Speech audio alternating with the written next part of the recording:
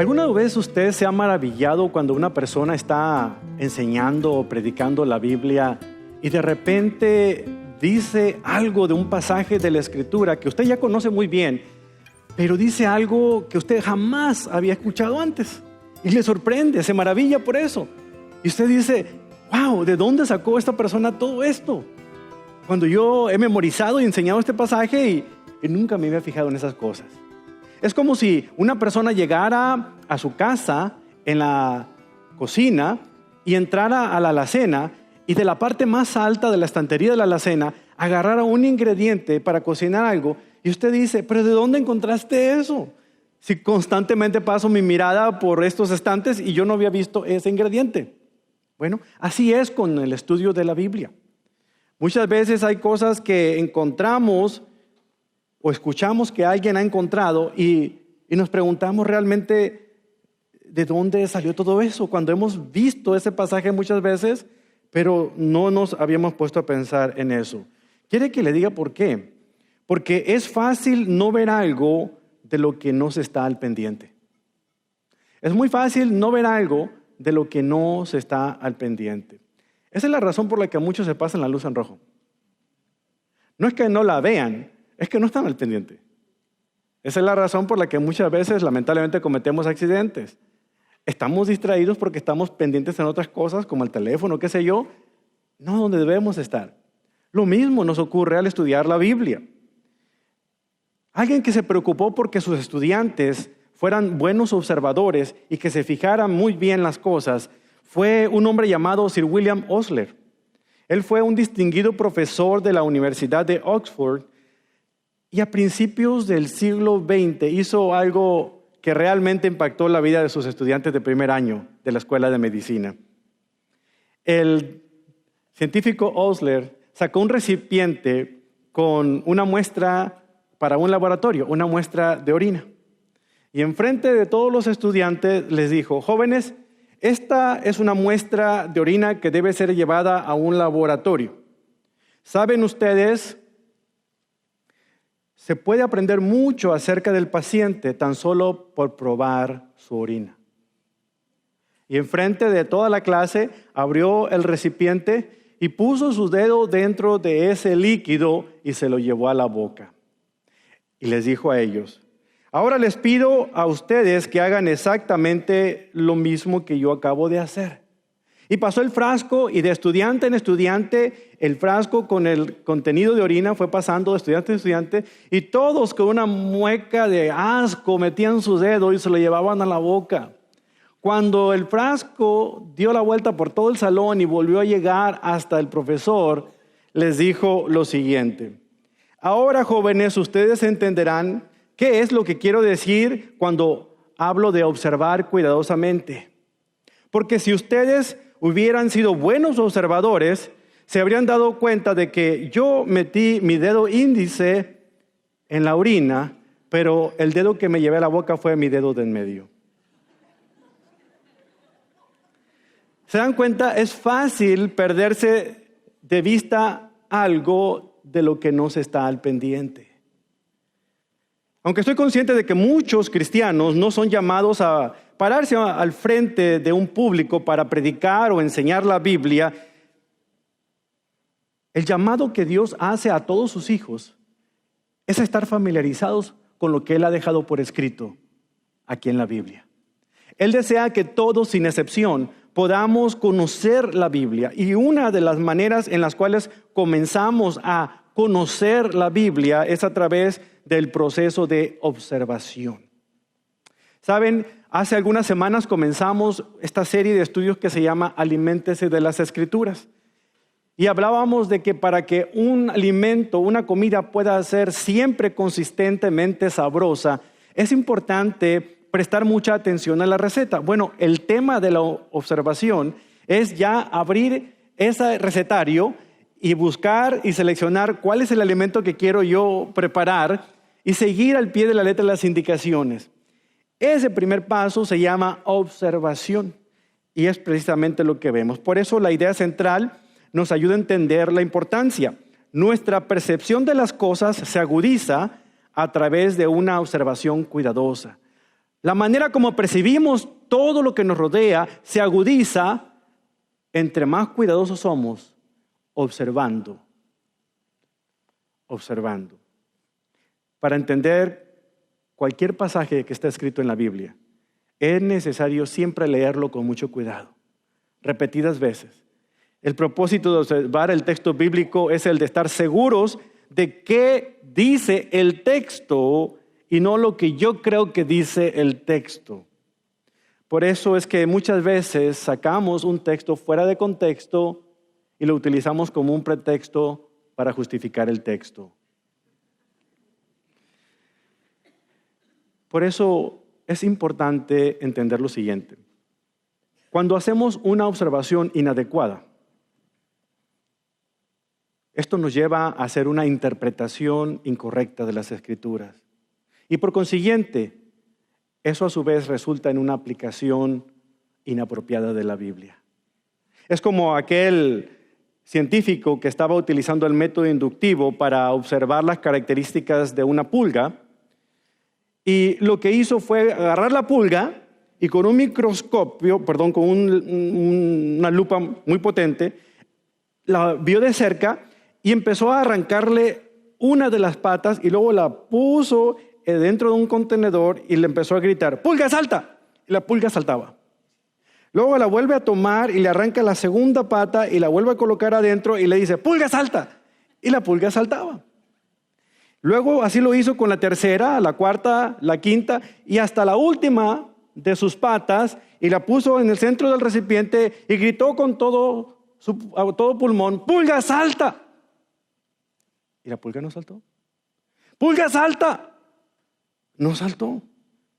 Entonces el científico realizó la siguiente observación. Cuando se remueven todas las patas de una pulga, pierden por completo el sentido auditivo.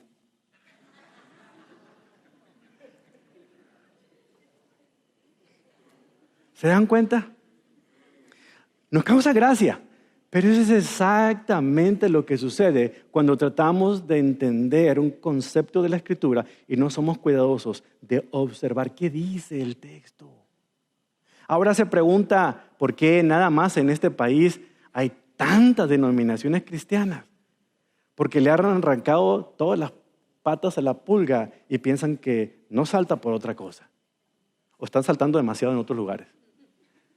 El punto al que quiero llegar es que nosotros necesitamos refinar nuestra capacidad de observación. Porque, vuelvo a repetirlo, una observación adecuada nos lleva a una interpretación correcta, lo que a su vez nos lleva a la correcta aplicación de un pasaje en nuestras vidas.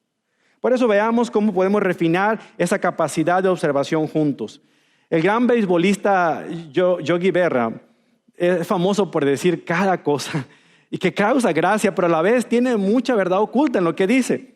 Él solía decir, uno puede observar muchas cosas con tan solo mirarlas. A diferencia, hermanos, de lo que es la interpretación, necesitamos entender lo que es la observación. Y una definición de lo que es la observación puede ser la siguiente. Ver cuidadosamente, prestando especial atención a los detalles. Ver cuidadosamente, prestando especial atención a los detalles. Yo creo que la mayoría de nosotros ha visto algún programa de televisión donde se investiga la escena de un crimen, como CSI o CSI que le dicen en inglés, ¿verdad? Inmediatamente las autoridades acordonan el área, ponen una cinta amarilla para decir que nadie entre ahí porque hay mucha evidencia, hay muchas pistas que hay que encontrar.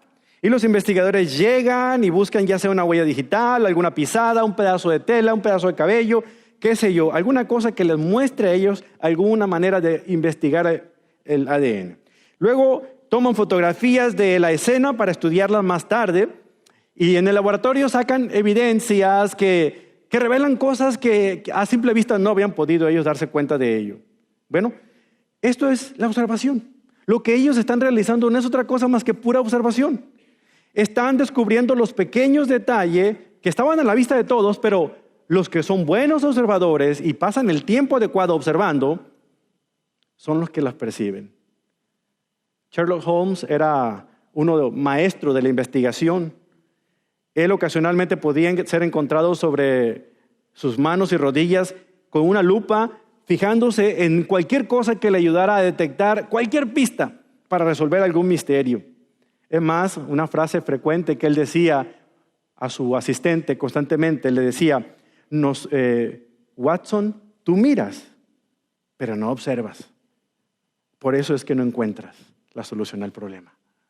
Y ese es nuestro problema. Todos aquí vemos, pero muy pocos observan. Y esa es la situación del problema. Vamos a hacer una pequeña prueba para ver qué tan buenos observadores son ustedes. ¿Qué les parece?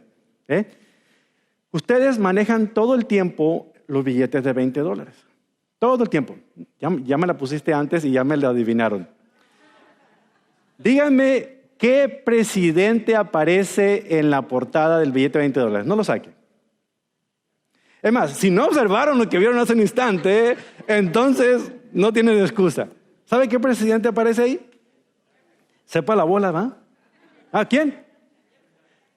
No, Jefferson, no, hermana. El presidente Jackson, Andrew Jackson, aparece en la portada de los billetes de $20. Ahora díganme, sin que me pongan la siguiente, ¿qué aparece al revés del billete de $20? ¿Qué imagen aparece? Lo maneja todos los días se gasta unos $20 al menos. O sea, usted lo ve, lo está dando y se dan de feria y todo lo demás, ¿verdad? Pero no sabe qué está ahí. ¿Qué aparece? No, aparece la Casa Blanca. Eso aparece en ese billete. Todos hemos visto ese billete, pero pocos hemos tomado el tiempo adecuado para observar lo que ahí tiene. Bueno, les voy a dejar que se reivindiquen con la que sigue. ¿Recuerda usted cuál es el título del sermón del domingo pasado? Bueno, ¿recuerda la cita que usó el predicador el domingo pasado? Ajá. Bueno, una más. Damas, si ustedes están casadas, contéstenme esta. ¿Con cuál de lado comienza su marido a afeitarse la cara? ¿El izquierdo o el derecho? Ahora ustedes hombres, ¿de qué lado comienzan ellas a maquillarse el rostro? ¿Del izquierdo o de la derecha?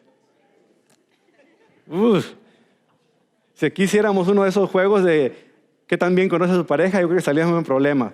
Ahí hay muchos candidatos para matrimonio core, hermanos. Vea el siguiente logotipo que aparece aquí, de FedEx. ¿Puede usted ver la flecha? Es rápido, es para que usted se ponga abusado. En el logotipo de FedEx, aunque no lo vea aquí, aparece una flecha. Si usted ve con atención, entre la E y la X, ahí está esa flecha. Tenga confianza en mí, la próxima vez que usted vea el logotipo, se va a dar cuenta de ella. ¿Ha visto el logotipo de Amazon, verdad? ¿Qué es lo que usted ve en el logotipo de Amazon? ¿Ve una sonrisa o ve una flecha de la A a la Z? El logotipo fue pensado para decir que Amazon vende de todo, desde la A hasta la Z. Pero la mayoría de nosotros nos conformamos con ver una sonrisa porque dibuja la sonrisa que tenemos nosotros cuando recibimos un paquete.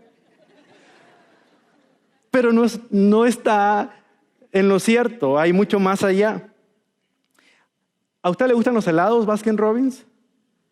Ellos tienen un eslogan que dice, nosotros tenemos 31 sabores para usted. Y lo que pocos ven es que en el logotipo aparece ese número. ¿Ya lo ve? Pero nunca lo había visto. Lo había visto, pero no lo había observado. ¿Se dan cuenta cómo es muy fácil mirar cosas, pero muy pocas veces les prestamos atención? Lo que separa a los buenos estudiantes de la Biblia del resto de nosotros es lo mismo que separa a los buenos detectives del resto de la población. Todos miran, pero solamente los que son buenos observadores detectan las pistas. Entonces déjenme aclarar una cosa, porque eso es muy fácil para confundir. A todos aquellos que acostumbran a leer la Biblia, es muy fácil que comiencen con el proceso de interpretación y pocas veces se detienen a observar realmente lo que dice el texto. Somos muy buenos para poder interpretar, o sea, saber el significado, pero pocas veces observamos. Observación no es lo mismo que interpretación, hermanos. La observación es diferente. La observación responde a la pregunta, ¿qué es lo que veo? ¿Qué es lo que dice el texto? Mientras que la interpretación responde a la pregunta, ¿qué es lo que significa? Voy a ponerle un ejemplo. Estas son unas pastillas que me recomendó el médico para tomar, unos antibióticos. Y aquí hay una leyenda bien clara que dice, tomarse con alimentos. ¿Qué quiere decir esto? Que yo debo agarrar un par de pastillas, romperlo sobre mi plato de comida y luego con una cuchara ingerirlas completamente. Eso es lo que dice este texto en la leyenda. Pero como usted ha tomado pastillas, ha tenido la experiencia anteriormente y sabe perfectamente que cuando dice tomarse con alimentos, aunque la leyenda diga tómese con alimentos, lo que realmente significa es que yo no debo tomar estas pastillas con el estómago vacío. Pero la leyenda dice tómese con alimentos, pero significa no se los tome con el estómago vacío. Esa es la diferencia entre observación e interpretación. Por eso es bien importante cuando abramos la Biblia y leamos un texto de la Escritura, primero, antes que cualquier cosa, debo observar qué es lo que dice el texto, qué es lo que yo estoy viendo allí. Vamos a hacer un pequeño ejercicio. El Salmo 119, versículo 18. Este salmo, ya leímos este versículo anteriormente, lo vamos a volver a leer hoy, pero este salmo dice lo siguiente: abre mis ojos para que vea las verdades maravillosas que hay en tus enseñanzas. Si yo tuviera que hacer observaciones solamente con esta porción del texto, así nada más, lo primero que yo podría pensar es que este texto es una oración. Y como lo dije en la vez pasada, el Salmo 119, casi todos los versículos, los 176 versículos, excepto 4, todos están dirigidos a Dios en forma de oración. Esa es la primera observación que yo puedo hacer. Es lo que estoy leyendo ahí en el texto. No estoy interpretando, estoy reaccionando de la manera con lo que yo estoy viendo. Luego vemos que esta oración se centra en una sola petición. ¿Cuál es esa petición? ¿Qué dice el texto? No me estén inventando. ¿Qué dice el texto? Abre mis ojos. Es lo que dice. En otras palabras, el salmista estaba pidiendo por una mayor capacidad de observación. ¿Se dan cuenta? Ayúdame, Señor, a observar. La tercera característica, la tercera observación que vemos es que esta petición es bien específica. Porque dice, abre mis ojos, y hay una razón. ¿Por qué quiere que le abra Dios los ojos? Para ver esas verdades que están escritas en la palabra. El salmista rogaba que el Espíritu de Dios quitara la venda de sus ojos para poder entonces entender qué es lo que dice esa porción de la Biblia que él está leyendo. Finalmente, esta oración es un reconocimiento, porque él dice que la palabra de Dios es maravillosa. Las verdades de Dios son maravillosas. Así de sencillo es hacer observación de un pasaje. No estoy interpretando, solamente estoy anotando cosas que estoy viendo ahí y puedo sacar mi lápiz, puedo sacar papel y empiezo a hacer esas anotaciones. Lo dijo alguien de una manera especial, la mejor manera de observar es hacerlo con un lápiz y un papel para poder tomar nota de lo que estoy viendo. ¿Verdad? Ahora, debemos observar algunas cosas en un texto bíblico. Le voy a dar otro ejercicio para que usted comience. Recuerde que una cuidadosa observación del texto siempre es el primer paso para estudiar las Escrituras. Observar bien implica leer con atención, prestar atención a lo que estamos leyendo. Y podemos enfocar nuestra mirada en las siguientes categorías. Debe haber palabras, términos clave, debe haber palabras que se repiten, contrastes, palabras que se relacionan una con otra. Debe haber causa y efecto, debe haber personas, o sea, nombres de personas con nombres de lugares. Todo eso es importante cuando estoy leyendo un texto y debo anotar. Ese es el tipo de cosas que yo debo ver. Vamos a hacer el siguiente ejercicio juntos. Hay un versículo muy conocido en la Biblia que está en el libro de los Hechos, capítulo 1, versículo 8. Hechos 1, 8. Si usted no está familiarizado con el libro de los Hechos, vaya a la parte de la Biblia donde está el Nuevo Testamento. El libro de los Hechos está en quinto lugar. Después de los 4 evangelios, Mateo, Marcos, Lucas y Juan, está el libro, es el único libro de historia que contiene el Nuevo Testamento. Y recuerde que la pregunta de la observación se centra es, ¿qué es lo que veo? Muy bien. Entonces, aquí debemos de centrarnos en el libro de los Hechos. El libro de los Hechos tiene ese nombre porque está mostrando todo lo que realizaron los apóstoles de Jesucristo al contar la historia de lo que Jesús hizo aquí en la tierra, en los 3 años que duró aquí en la tierra. ¿Sabe usted quién es el autor del libro de los Hechos?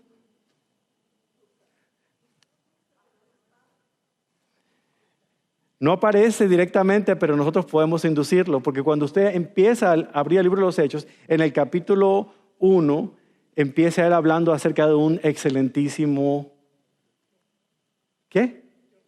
Teófilo. Y el único otro libro que menciona el nombre de excelentísimo Teófilo es el Evangelio según San Lucas. Es una pista que nos da a nosotros a entender de que el autor del Evangelio de Lucas es el mismo autor de la carta, del libro de los Hechos de los Apóstoles. Entonces, él es el autor, es como si fuera Lucas 2, o segunda parte, porque continúa con la historia de Jesucristo ahora, después de la gran comisión dada.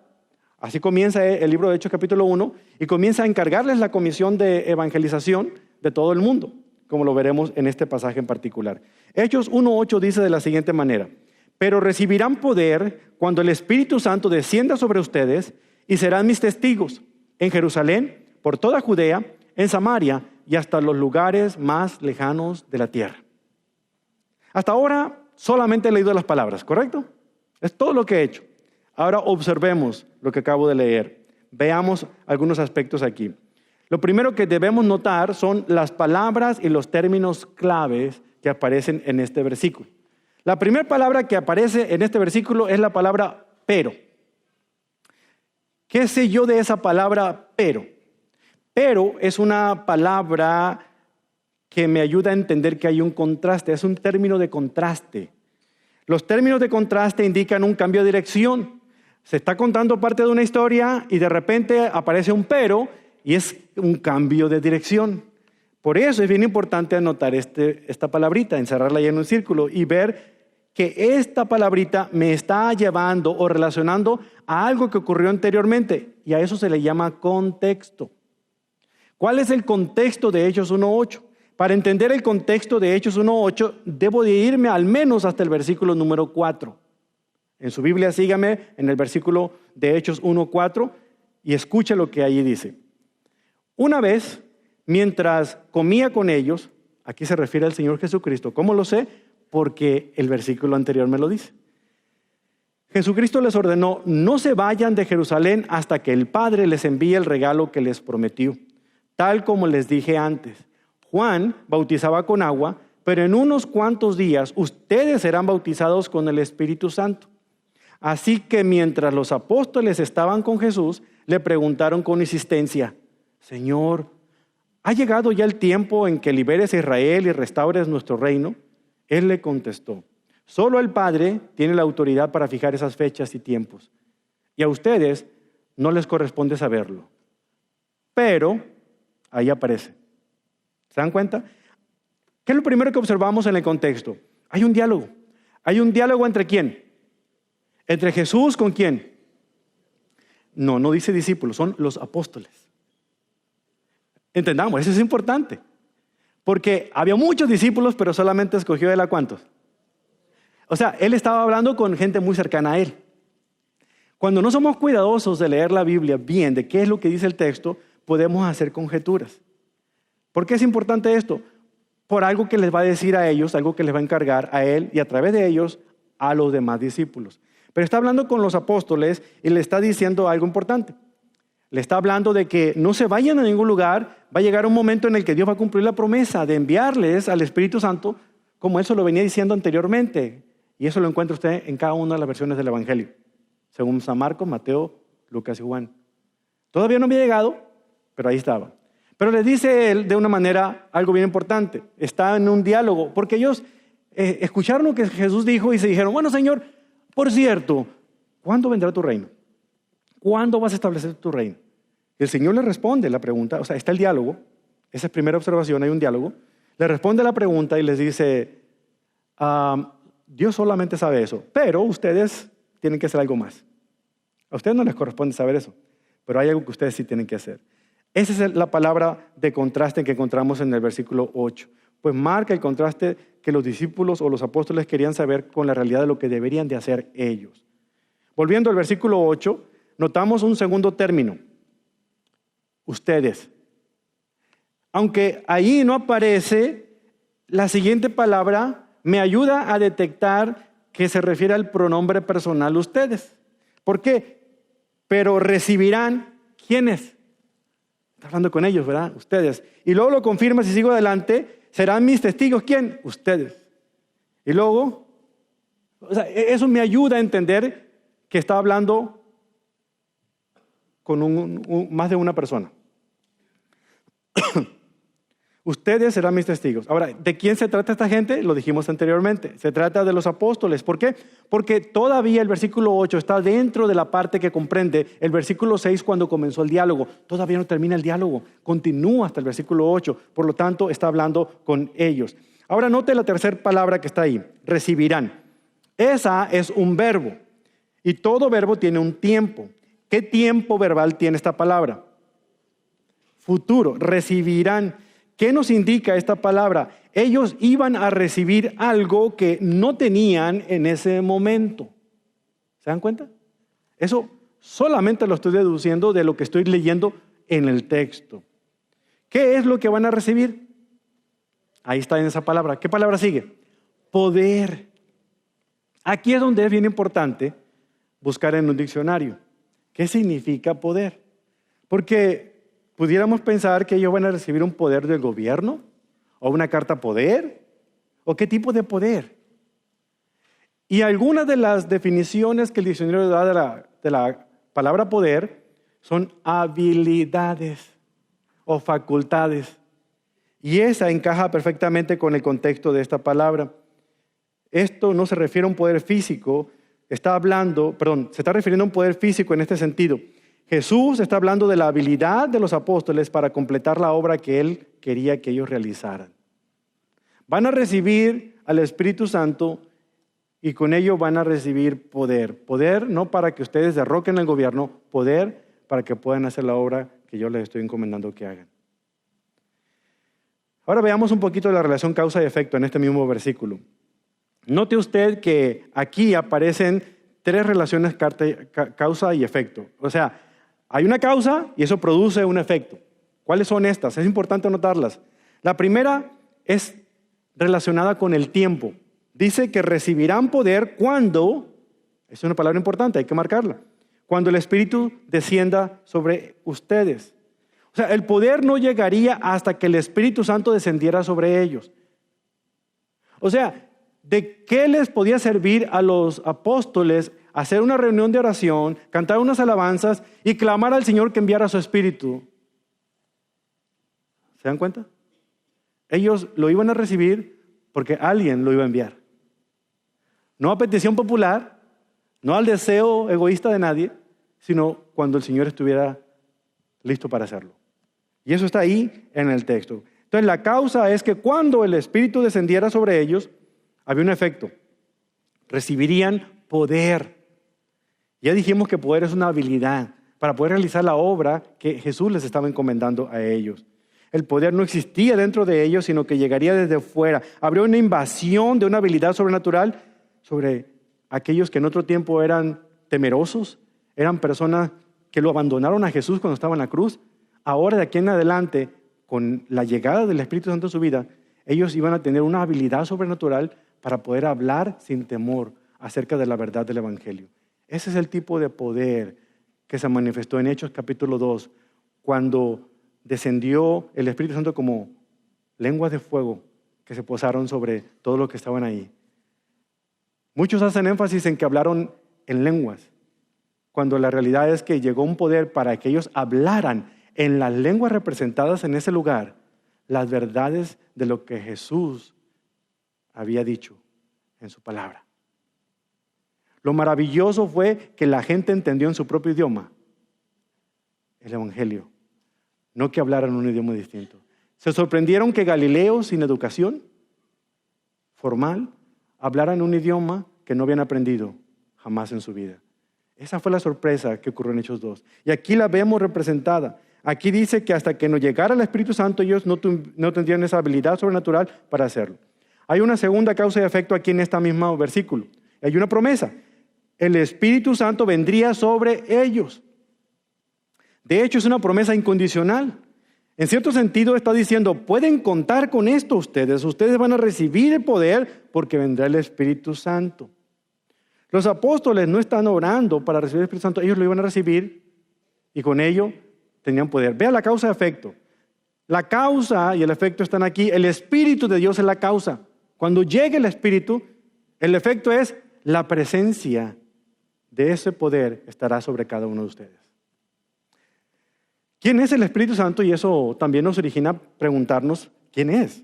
Es la tercera persona de la Trinidad, es un ser sobrenatural, es la persona conectada con ese poder. ¿Necesitaban los apóstoles del Espíritu Santo? Absolutamente, claro que sí. Lo último que habían hecho fue correr, esconderse, porque temían la persecución, pero ahora ya no se esconderían más. Ahora enfrentarían a todos los que los perseguían, declarando con gran valentía la verdad acerca de la muerte y resurrección de Jesucristo. La tercera causa y efecto que está solamente en este versículo es la siguiente. Dice, recibirán poder, y la otra frase, serán mis testigos. La recepción de ese poder es la causa. El efecto es que ellos serían testigos. No por ser testigos, ellos recibirían poder. Ellos recibían poder, entonces iban a ser testigos, iban a poder testificar. ¿Qué es un testigo? Alguien que habla de cosas que puede haber visto y oído, de eventos que ha presenciado. Eso es lo que los discípulos, los apóstoles del Señor estaban realizando. En un solo versículo hemos detectado palabras y términos clave. Relación, causa y efecto. Ahora note los lugares que está mencionando en la última parte del versículo. Personas y lugares. Antes de que el versículo termine, Jesús les dice dónde ellos debían ser testigos. No se iban a quedar ahí en su casa, ellos tenían que salir. Y comienza hablándoles de la siguiente manera.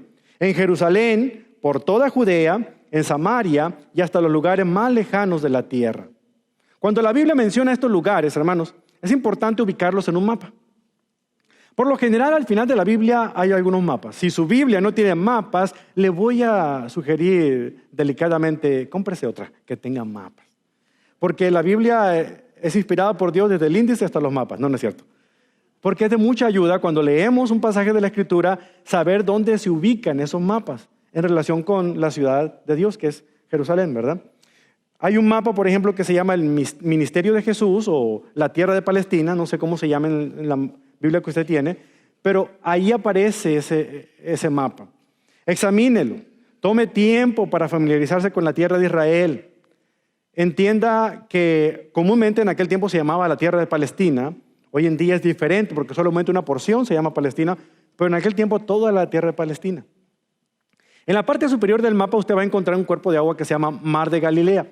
Si usted ha ido a la Tierra Santa se dará cuenta que no es un mar, es un lago tan grande que parece un mar, pero le llaman el Mar de Galilea, es un mar de agua dulce. Corriendo de norte a sur encontramos otro cuerpo de agua bien grande que se llama el Mar Muerto. Nadie lo mató, créanme, no hay ningún culpable. Se llama Mar Muerto porque es el mar salado, es decir, dentro de esas aguas no hay vida, no hay ningún pez. Por eso se le llama el Mar Muerto. Mar de Galilea, Mar Muerto, y unidos a estos dos cuerpos de agua hay un hilo de un río que usted conoce como el río Jordán, que corre de norte a sur, del Mar de Galilea al Mar Muerto. Entonces, al norte del Mar Muerto, más o menos un poquito más al oeste, usted encontrará la ciudad de Jerusalén. ¿Qué sabe usted de Jerusalén? Bueno, sabemos que es una ciudad. En segundo lugar, el templo se encontraba ahí. En tercer lugar, es a donde los apóstoles se encuentran en este momento que estamos leyendo Hechos 1:8. Él les dijo que no se fueran de Jerusalén, ¿correcto? Es lo que puedo detectar de ahí. ¿Qué más puedo detectar? que los apóstoles debían comenzar a testificar del Evangelio de Cristo allí, en el lugar donde ellos habían reconocido como su casa. Jerusalén era su casa. Debían comenzar en su propia casa. Sin duda, usted podrá pensar, qué fácil predicar en la casa. ¿Usted es de los que cree que es fácil hablarle a los familiares de cada uno de nosotros, de Cristo? A veces es el lugar más terrible para poder contar del Evangelio, ¿cierto? Jerusalén no era un lugar muy hospitalario que digamos para los propios apóstoles. La gente no quería saber nada acerca de Cristo, que había hecho tanta revuelta según ellos. Entonces aquí debían comenzar, en un lugar tan hostil, ellos debían comenzar a testificar acerca de Cristo. Ellos eran conocidos allí, de modo que ellos debían comenzar la tarea de evangelización en un ambiente bastante hostil como era Jerusalén. El segundo lugar que les recomienda, ¿cuál es? Judea. Después de comenzar en Jerusalén, debían ellos continuar por toda Judea. Busque con letras grandes, porque esta es una provincia, Jerusalén no es una ciudad, Judea es la provincia. Es decir, Jerusalén, haz de cuenta que es la capital, es como la ciudad de Austin, aquí en el estado de Texas, y Judea es como el estado de Texas. Así estamos viendo aquí. Dios los está enviando a que se muevan. Y como no se querían mover, estaban muy cómodos y tranquilos en Jerusalén porque había mucho que hacer. Dios les dijo, yo les he dado una orden y aquí se los está diciendo, Hechos 1:8. Muévanse. Entonces no se movieron, comenzó la persecución de los cristianos y empezaron a salir de Jerusalén y se iban extendiendo por toda Judea, pero ellos siguieron contando acerca de las maravillas de Jesús. Luego vemos una tercera ciudad, que no solamente es ciudad, sino también es provincia. En el mapa también lo vemos con letra grandecita, como estado, como provincia. No solo debían ser testigos de Cristo en su propia ciudad, moverse a Judea, sino también debían ir a Samaria. Digo Samaria en voz baja, porque para todo judío bueno y decente, esa palabra era ofensiva. Ellos detestaban a los samaritanos y tenían sus razones muy particulares. Cuando Asiria invadió el reino del norte y llevó cautiva a mucha de la gente de las 10 tribus que se habían situado al norte de Israel, muchos judíos se quedaron habitando en algunas regiones de Samaria. El rey Asiria transportó grupos de personas desde Babilonia, Cuta, Aba, Amad y Sefarbaim y los reubicó en las ciudades de Samaria en reemplazo por el pueblo de Israel que había sido llevado en cautiverio. Estos extranjeros se casaron con la población israelita que estaba allí, en Samaria y sus alrededores. Estos samaritanos, entre comillas, al principio adoraban a los ídolos de sus propias naciones, pero al tener problemas con los leones, dijeron, nos está castigando Dios, así es que hay que adorar a Jehová Dios. Y empezaron a adorar a Dios, pero como no podían ir a Jerusalén, eligieron un monte, el monte Gerizim, para adorar ahí a Jehová Dios.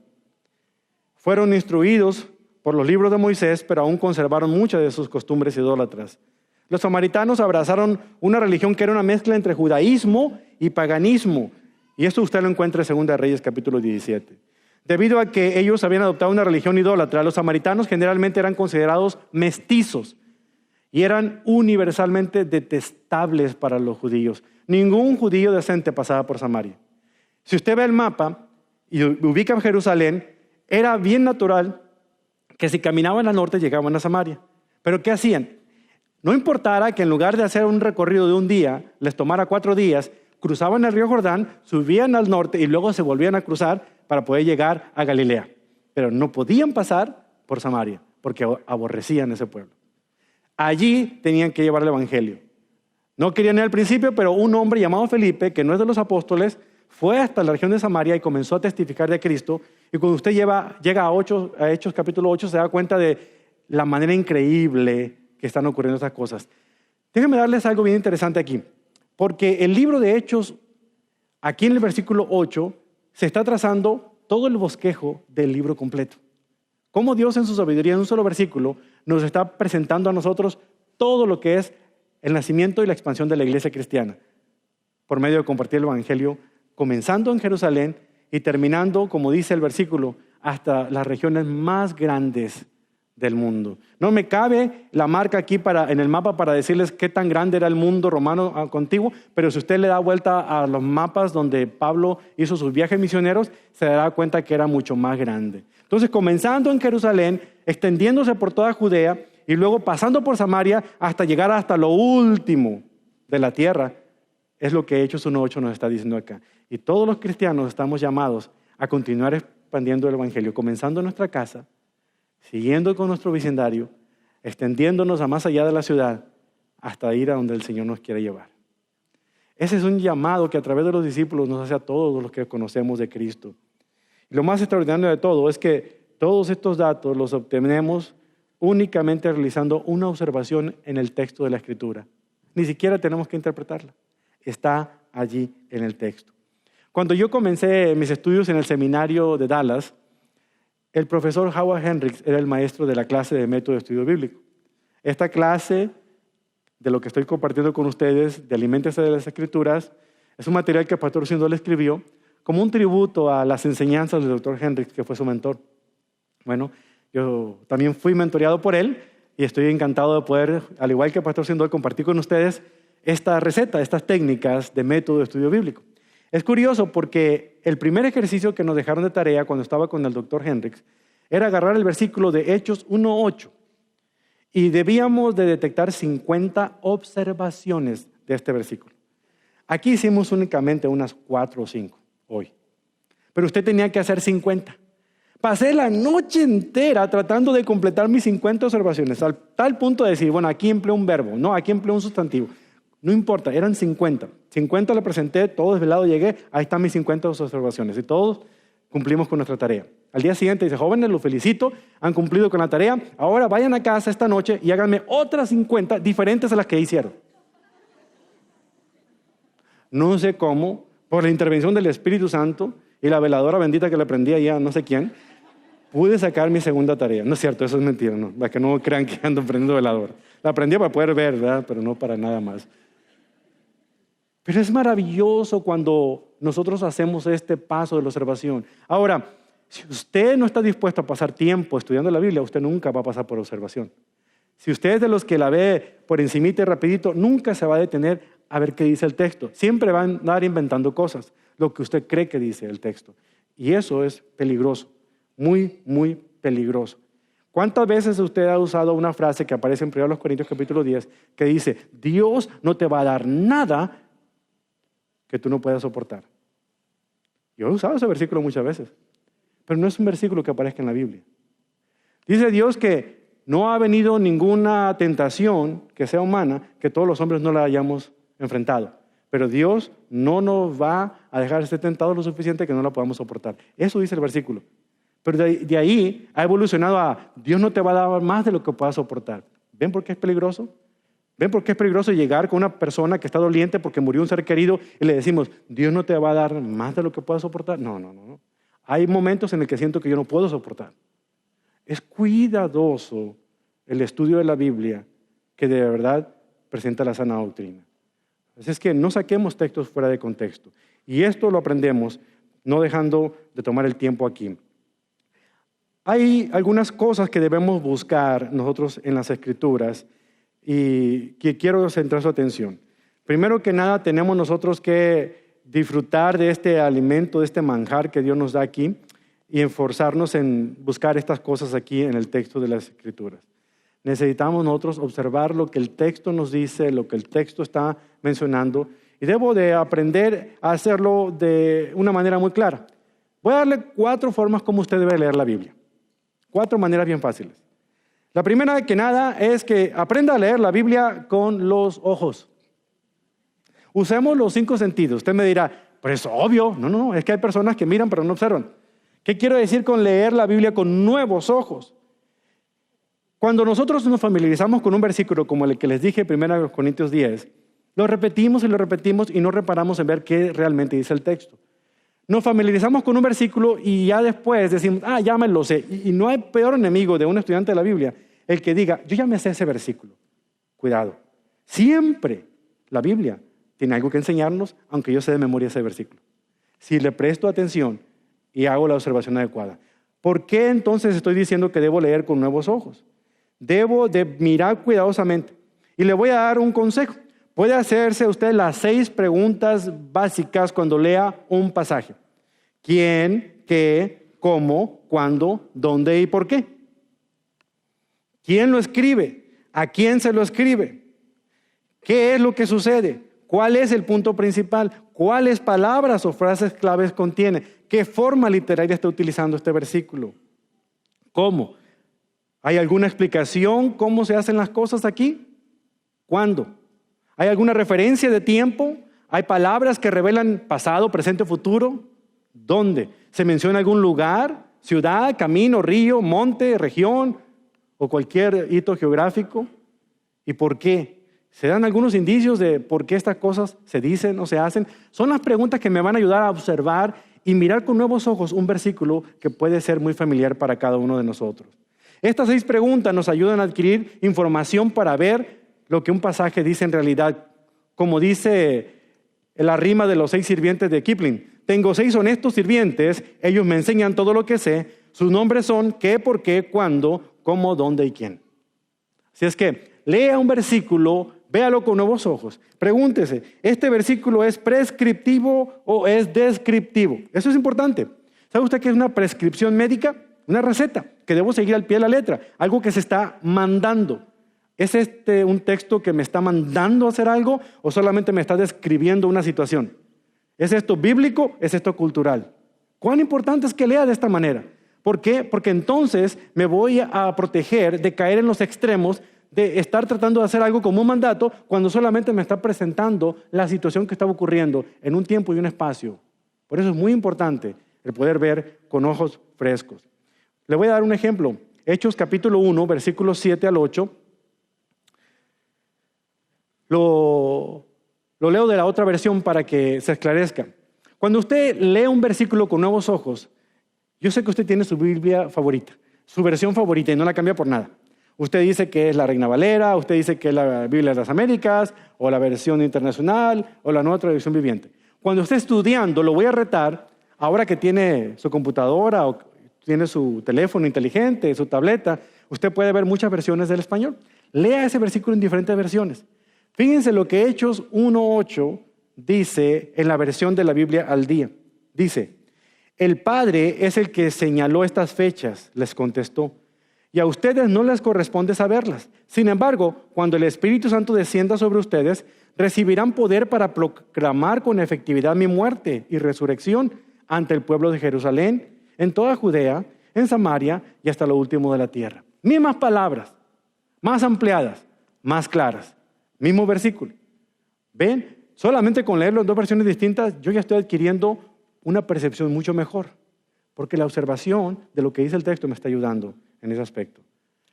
Segunda recomendación, lea con sus oídos. Le dije que leyera con sus ojos, ahora lea con sus oídos. Si usted se concentra en el sentido auditivo, estoy queriendo referirme a lo siguiente: lea con atención. Lea con atención. Por eso muchas veces mi esposa, cuando está hablando conmigo y me ve distraído con el teléfono o con el niño, me dice: escúchame con tus ojos. O sea, préstame atención. No nada más dices que me oigas. A veces nosotros fingimos que estamos escuchando, ¿verdad? Pero no, hay que leer con nuestros oídos la Biblia. Significa que le prestemos atención, cuidadosa atención a lo que dice el pasaje de la Escritura.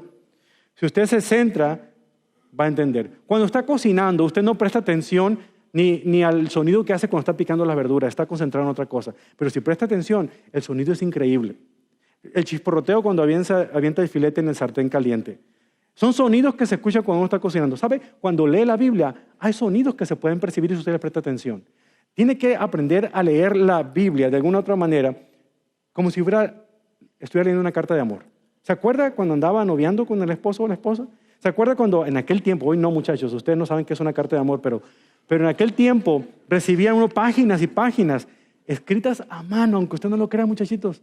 No era un texto, era a mano y con una letra que apenas la entendía un médico, ¿verdad? Pero no importa. Eran hermosísimas las cosas que se decían ahí. Y uno hacía el esfuerzo por entenderlas, y aunque las hubiera entendido uno, las seguía leyendo, las guardaba bajo la almohada, las seguía leyendo al rato, las guardaba y uno marcaba y señalaba: ¿qué me habrá querido decir con esto? Así tenemos que leer la Biblia también. Así hay palabras que debemos leer una y otra vez, versículos que debemos repetir una y otra vez. Tenemos nosotros que imaginarnos: Papá Dios, ¿qué me estás queriendo decir aquí? ¿Qué significa esto? ¿Qué es lo que dicen estas palabras tan maravillosas? ¿Verdad? Entonces, le sugiero que empiece con leer la Biblia con esos oídos, o sea, prestando atención a lo que está leyendo, repitiendo, leyendo en voz alta lo que está leyendo ahí con esas palabras. La tercera recomendación, lea utilizando su nariz, con el sentido del olfato. Sea un detective, busque pistas, ve ahí cuáles son las huellas de calzado, cada cabello, cada circunstancia que está viendo, quién habla, con quién le está diciendo. Utilice las preguntas que le dije anteriormente. Por ejemplo, en Hechos capítulo 16 descubrimos la importancia que tienen los pronombres personales. Tiene usted que buscarlos porque los pronombres personales son importantes para entender cosas que antes no había visto. Fíjese lo que dice Hechos 16, versículos 9 al 12. Dice, esa noche Pablo tuvo una visión. Puesto de pie, un hombre de Macedonia, al norte de Grecia, le rogaba, ven aquí a Macedonia y ayúdanos. Pausa. Aquí aparecen unos pronombres personales. Nosotros, ¿verdad? Tú, ven y ayúdanos a nosotros. ¿Quiénes es nosotros? La gente del pueblo de Macedonia. Dice el versículo 10. Entonces decidimos salir de inmediato hacia Macedonia después de haber llegado a la conclusión de que Dios nos llamaba a predicar la buena noticia allí. Subimos a bordo de un barco en Troas, navegamos directo a la isla de Samotracia y al día siguiente desembarcamos en Neápolis. De allí llegamos a Filipos, una ciudad principal de este distrito de Macedonia y una colonia romana, y nos quedamos allí varios días. Si usted ha leído este versículo, quizá no hubiera reparado en lo siguiente. Decidimos, nos llamaba, subimos, navegamos, desembarcamos, llegamos, nos quedamos. ¿Quién? ¿Quién es ese nosotros? Pablo, ¿verdad? Uno de ellos. Silas, nada más. Es la primera vez en el libro de los Hechos que el autor del libro se está incluyendo. Y este es Lucas. Lucas estaba con ellos. Estas cosas yo no las puedo adivinar si leo de pasada. Si no tomo el tiempo para observar los pronombres personales que están incluyendo de ahí. Significa de que Lucas es un testigo ocular de muchas de las cosas que estuvo viendo de la obra del Espíritu Santo. Y eso da una autenticidad tremenda a todo lo que él ha escrito porque fue un testigo ocular. La siguiente y última recomendación. Lea con su boca. Piense en su comida favorita en este momento. Piénsela. Piense en lo que le está esperando en ese restaurante o allá en la casa ahorita que llegue a comer. Piense en esos tamalitos que va a recalentar. Piense en esas pupusas que va a ponerle su buen curtido ahorita. Piense en esos tacos de lengua. Bueno, pues, de carnitas asadas. Imagínese. ¿Ya se le hizo agua a la boca? A mí sí. Bueno, leer la Biblia, debemos nosotros pensar que estamos leyendo la palabra de Dios. ¿Sabe usted lo que acostumbraban a hacer los maestros de la Torá con los niños estudiantes en el tiempo bíblico? Embardunaban o llenaban el pizarrón donde iban a enseñarles a ellos de miel. Y hacían que todos los muchachitos llegaran con su lengua y comieran de esa miel que estaba en el pizarrón. Es por eso que la expresión que David dice ahí en forma literal, tus palabras son como miel a mi boca. O sea, de una manera literal querían que esa imagen visual la pudieran recibir ellos para entender que estudiar la Biblia es maravilloso, es delicioso, es rico, como dicen los colombianos. Es rico, no es aburrido. Pastor Hendricks nos decía, jóvenes, no se atrevan a aburrir a la gente con la palabra de Dios porque la palabra de Dios es fascinante. Cuando la gente se aburre de escuchar la palabra de Dios en un púlpito, la culpa no es de la Biblia, la culpa es de quien la enseña. Porque la Biblia es fascinante y debemos hacerla mucho más fascinante cuando pasamos tiempo estudiando acá.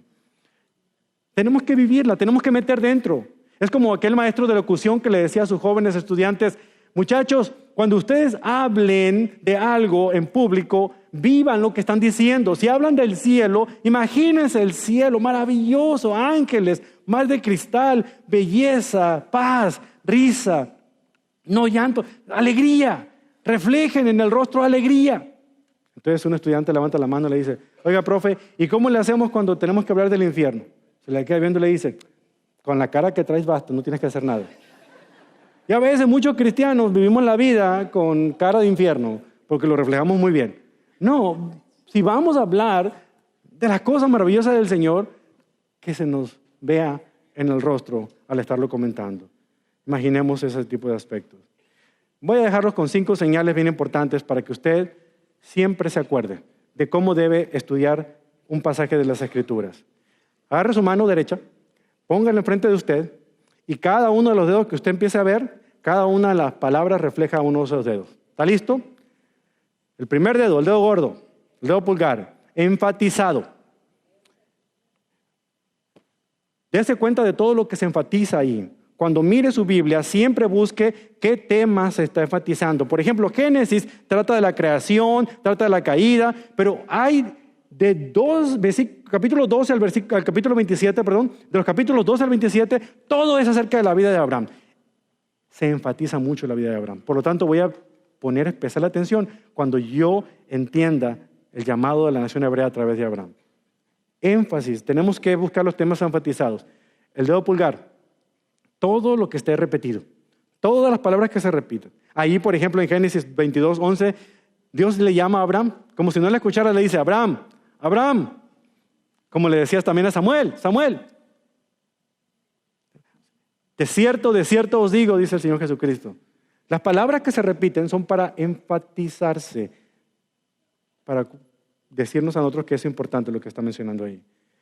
En Hechos 9:4 leemos que el Señor le dice al apóstol Pablo antes de llamarse Pablo, Saulo, Saulo, ¿por qué me persigues? Entonces, el dedo en medio está todo lo relacionado. Todo lo que si hay una pregunta, hay una respuesta. Eso está relacionado. Note todo eso. Todo lo que lleva una relación causa y efecto, debe usted anotarlo. El dedo anular es todo lo que es parecido, todo lo que es similar, las cosas que se parecen.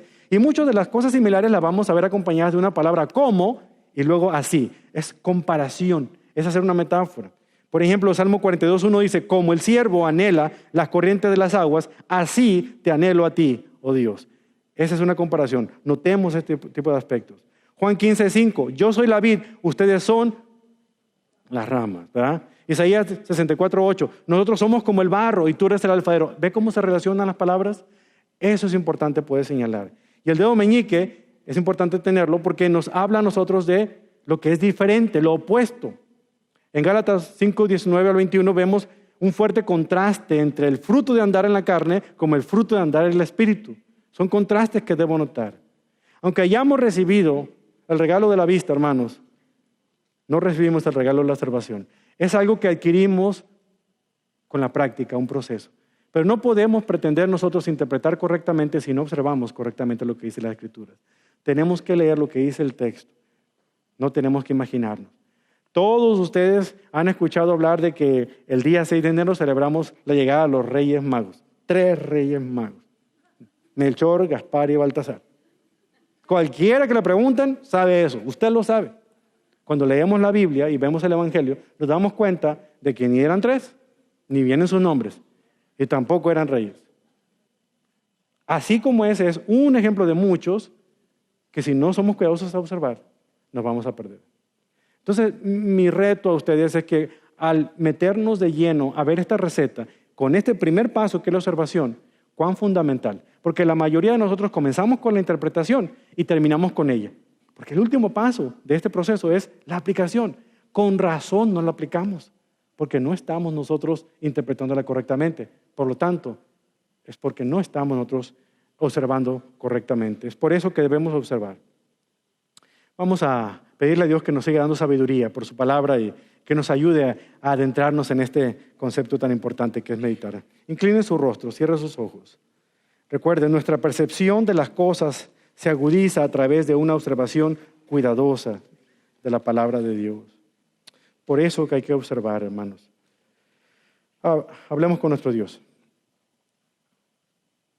Padre, su palabra nos dice que aunque la gente vea lo que está allá afuera, usted ve lo que hay dentro de cada uno de nosotros. Usted ve nuestro corazón.